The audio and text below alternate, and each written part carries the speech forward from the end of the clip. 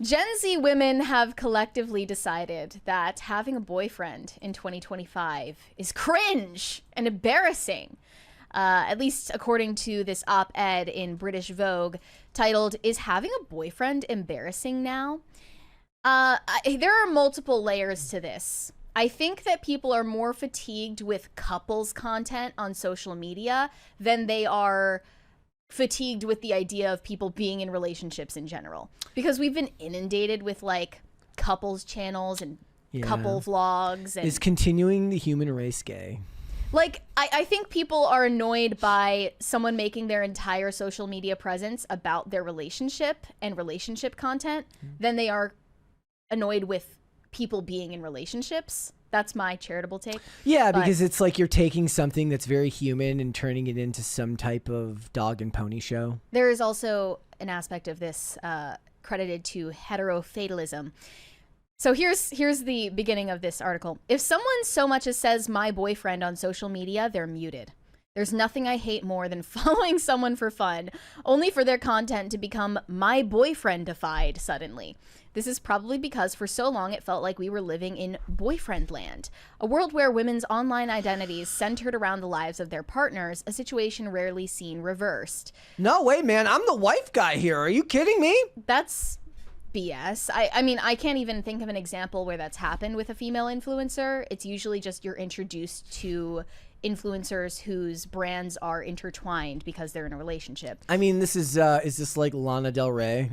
I mean, that isn't even like comparable because first of all, she's married, but second of all, she's known for her songs, you know, not for being a lifestyle influencer. But they say women were rewarded in boyfriend land for their ability to find and keep a man with elevated social status and praise. It became even more suffocating when this could be leveraged on social media for engagement and, if you were serious enough, financial gain.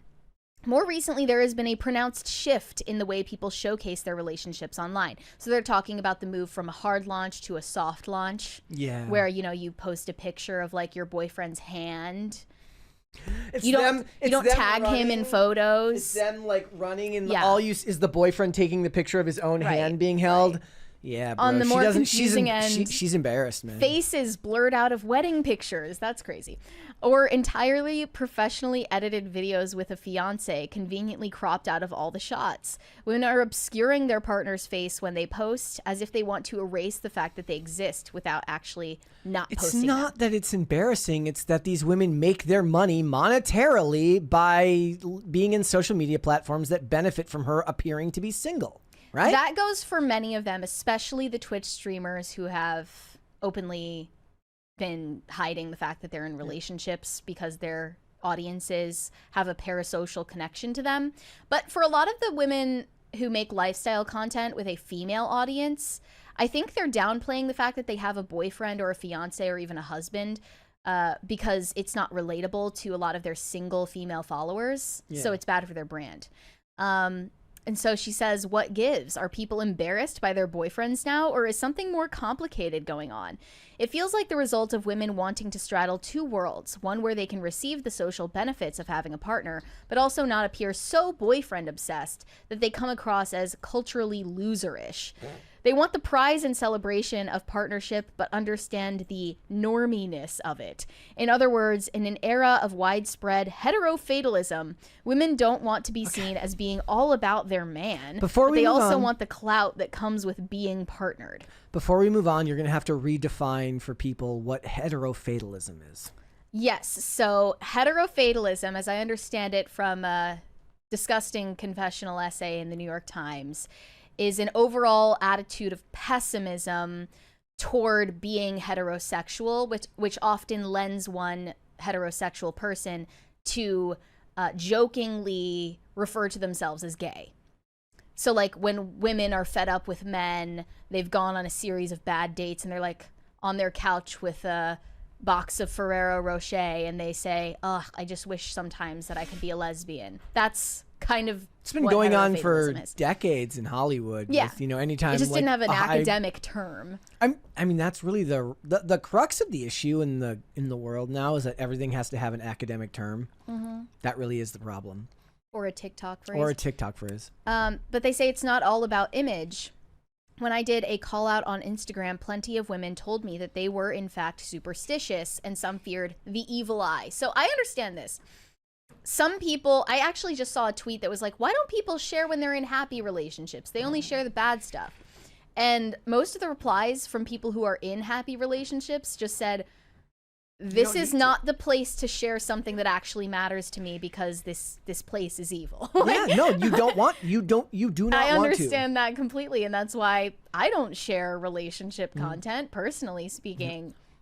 There is no way I'm going to introduce that level of personal information to Twitter, of all places. Even though I am married, we do not make like posts together or anything like that on social media platforms. Like it can go wrong. I'm not going to. I don't really want to invite like the worst person you know to share their opinion constantly about my private life. Yeah. So yeah. Public, and I am the wife guy here, but even I know that there's like a limit, and I'm always shocked by the people. Now, there are channels that are so baked into positivity where they don't go into detail. Like there's a lot of them, like they're the type of channels where they do like couples channels and they do maybe like videos around the house, or a lot of them is like shorts where they play games together. Right. Yeah. Those ones, like you're gonna like that's passerby content anyways. You don't really have to worry about it. But that doesn't mean it can't go wrong in some other way as other people grow weirdly parasocially attached to you.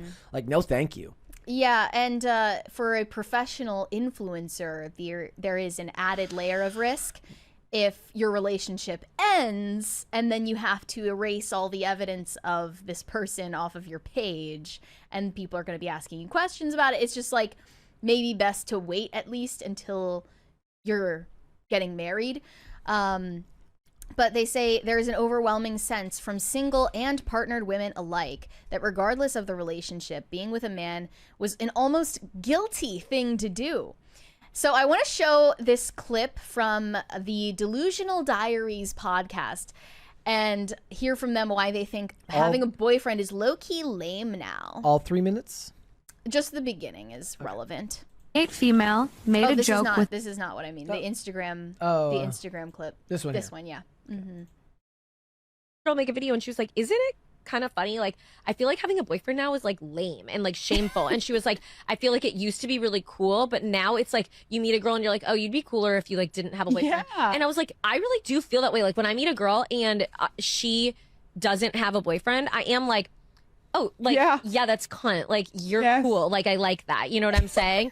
Like, yeah, you're on your own, like, slay girl. And then... like, yes, independent. You don't need shit. I saw this girl make a video and she was like, isn't it? So for context, both of these women have boyfriends. Yeah. Both of these women have boyfriends and they're cheering on women who are single. I Feels so... a little bit like sabotage. I'm a different species than whatever that was. Like, there isn't any realm where me and that person would be able to get along. Unless they're playing it up for the camera. I'm sure they are. And to an extent... But trying to have a conversation with that person would have been trying to have a conversation with an alien. Not even a good one. Not even not even one of the green ones. It would have been one of the grays, the ones hell bent on, Earth domination. Here were some of the comments left by their followers. Why does having a boyfriend feel Republican? Again, remember when we talked about like how they've made having kids into like a right-wing issue? You're going to doom society if you keep doing that. Now even having a boyfriend is right-wing coded? You're bringing your own destruction upon society, and it's proof of like the never-ending march of far leftism on a community, which is that it will eventually engulf you and swallow you whole. Boyfriends are out of style, says another comment. So I guess they're saying having a boyfriend is like being in a hostage situation.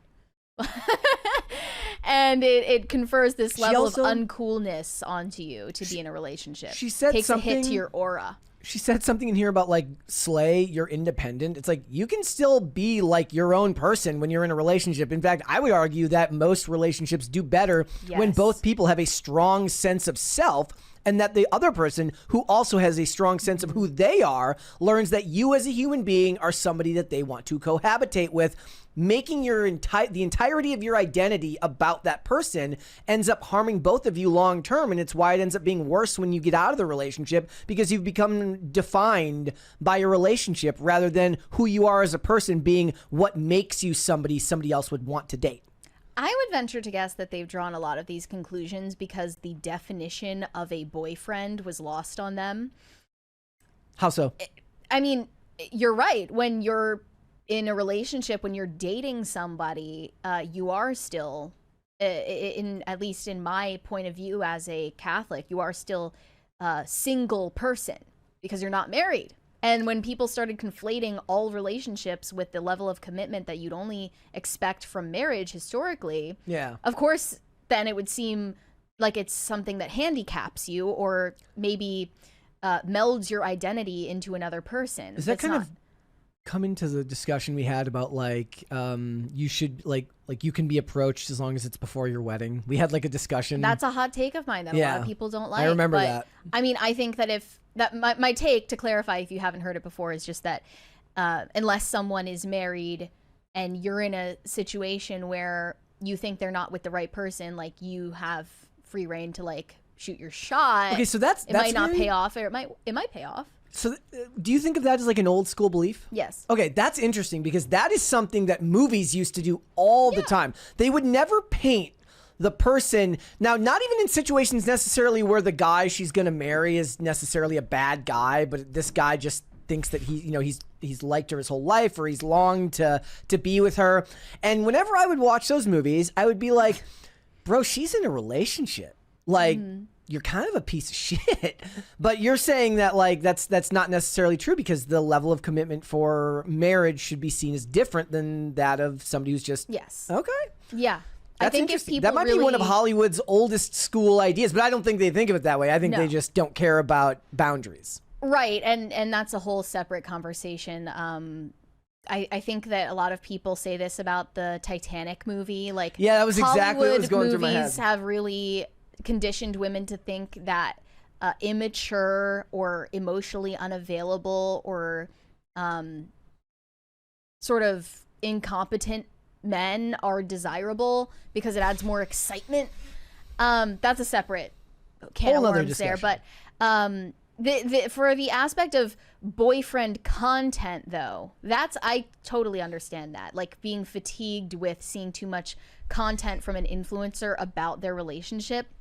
It seems they say audiences are icked out by seeing too much boyfriend content.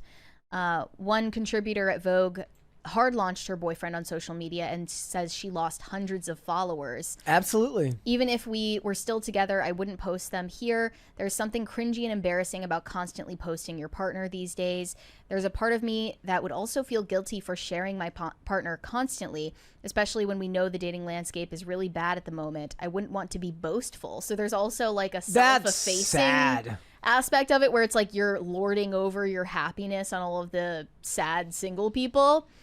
And people I've seen like TikTokers responding to the article. One of them said, the Vogue article isn't shame. It's calling out the way we've romanticized being chosen, like it's the ultimate achievement. Maybe the real win is not needing that kind of validation. What about wanting it?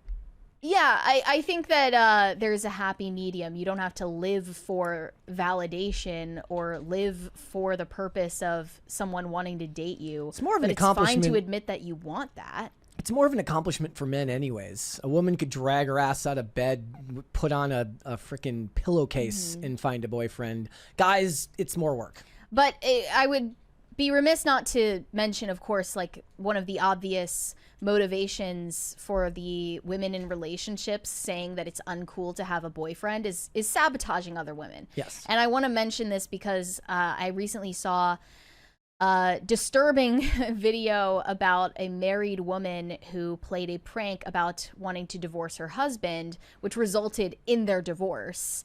So let's watch this. Okay. The whole video, it's about 3 minutes long. We might cut it off. Okay. But. I, 28 female, made a joke with my husband, 29 male, and it's costing me my marriage with a man I truly love. Oh my gosh! The titles of these things are so dramatic.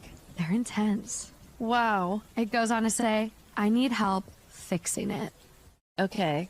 We're here to help. My husband and I have Pop Culture Crisis will never have armchairs. No, we have gaming chairs on this show. We will never have armchairs. We will not. been married for 4 years now. I truly do love him with everything I have. I can't see a life without him. I took some stupid advice from some of my girlfriends regarding a joke that they have done with their husbands or boyfriend. The joke is basically telling your partner that you want to break up or that you want a divorce. Bro, your friends hate you. Yeah. Okay. Whoa. Okay.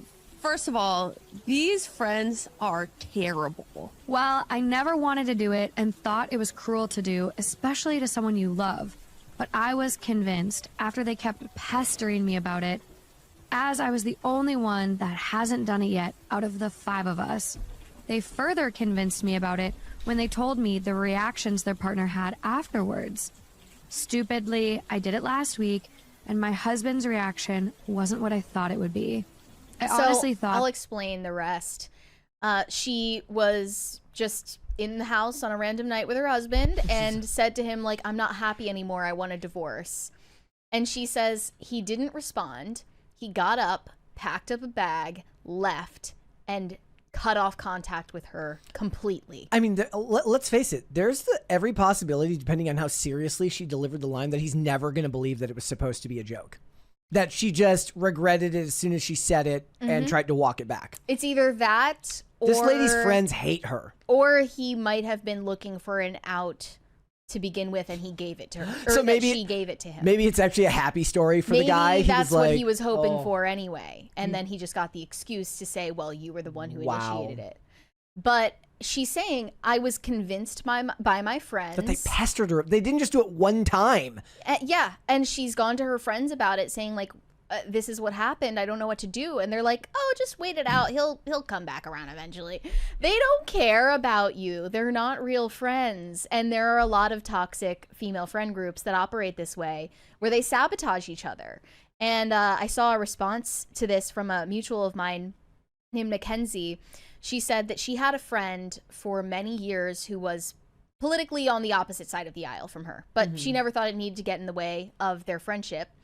Later on, when they were no longer co-workers, her friend visited her home after she got married. They were friends even before she got married, but this was after. Okay. Then she was in another room. Her friend was talking to her husband. And after her friend leaves that night, her husband says to her, your friend was telling me that you would be a terrible mother and that I shouldn't have kids with you. So then, obviously, after that, the friendship was completely cut off. But she had no idea that this friend of hers, who's, you know, supposedly so loyal, was trying to sabotage her life behind closed doors, unbeknownst to her. And she concluded from this that she said it's important for women to surround themselves with women in similar circumstances. Now, that I don't think that should mean that if you're a married woman, you should only be friends with other women who are married. Like, certainly there are friendships between people at different stages in life, and that's fine. But you should definitely be friends with people who are happy with their own lives. Yeah. And don't want to drag you down to rock bottom with them. That's the main point. And I think that women have a particular vice in this regard of wanting to commiserate with each other, even to the point of sabotaging each other. So when I'm talking about the having a boyfriend is cringe trend, I think a lot of the women who are saying that are in relationships and they just don't want other women to be happy. All right. Or maybe they're single and they also don't want other women to get into relationships. Thanks for watching. Listen to full episodes of Pop Culture Crisis on Spotify. Keep up with us on social media and make sure you subscribe and ring that bell so you never miss the show. Bye, guys.